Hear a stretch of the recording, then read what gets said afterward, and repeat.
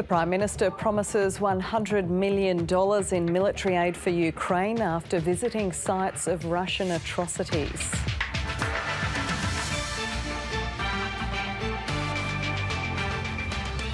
Thousands of Sydney homes at risk of flooding as heavy rain unleashes on New South Wales.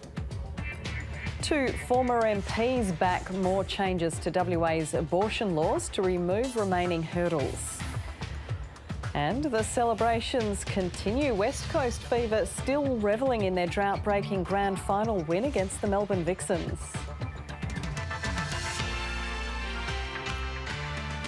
Good evening, Pamela Medlin with ABC News. Prime Minister Anthony Albanese is tonight returning to Australia after inspecting war-ravaged Ukraine and promising more military aid to help fight Russia's invasion. Mr Albanese held talks with Ukraine's president and vowed to support his nation for as long as it takes. Political editor Andrew Probyn is travelling with the Prime Minister. The trip to Kyiv has become a pilgrimage for the globe's democratic leaders. Anthony Albanese, the latest to visit the Ukrainian capital in a show of solidarity for a nation under brutal Russian attack.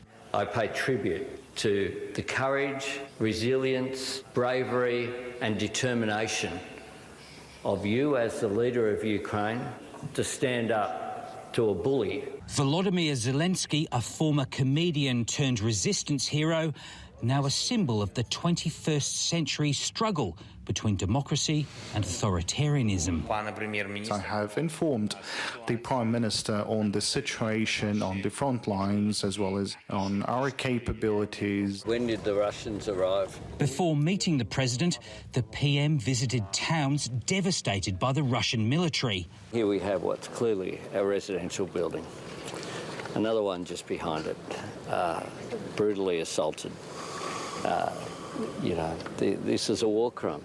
Australia's the biggest non-NATO contributor to the defence of Ukraine, providing vehicles, ammunition and artillery, as well as coal and humanitarian aid. You can see the use of tanks, missiles, heavy artillery being used in a civilian area. It's just devastating. Australia to give Ukraine another $100 million in military aid, including 20 Bushmasters, 14 armoured personnel carriers and drones. Australia stands ready to continue to support the government and the people of Ukraine for as long as it takes.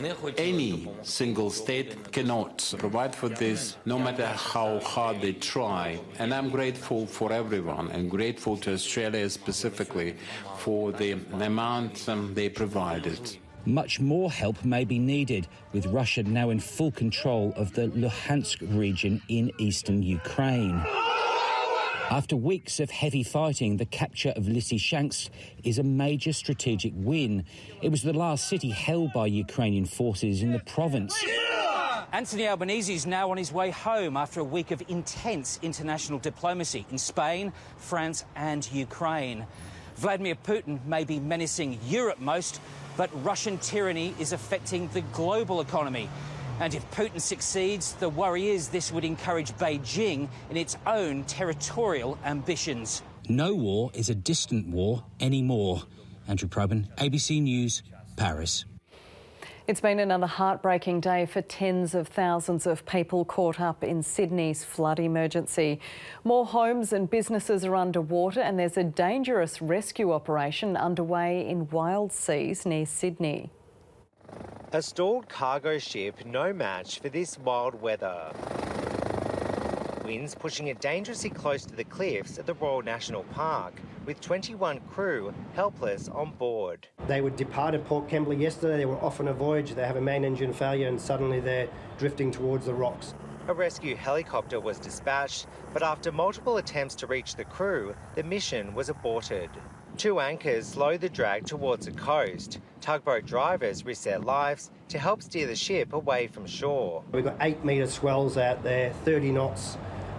It's atrocious conditions out there. The aim is to get the Hong Kong-based ship well off the coast tonight before the weather deteriorates further. They're confident that they can actually make an engine repair once they get out into safety water.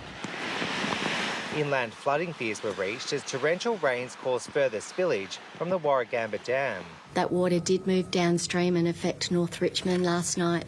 They received levels similar to what they saw in March 21.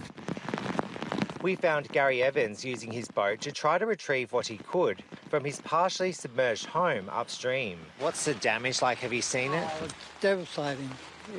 But this is the third time, yeah. His son brought his dinghy to help save what they could as floodwaters rose. Neighbours' homes are abandoned. Some of those images are truly heartbreaking, seeing people's homes, their lives turned upside down again.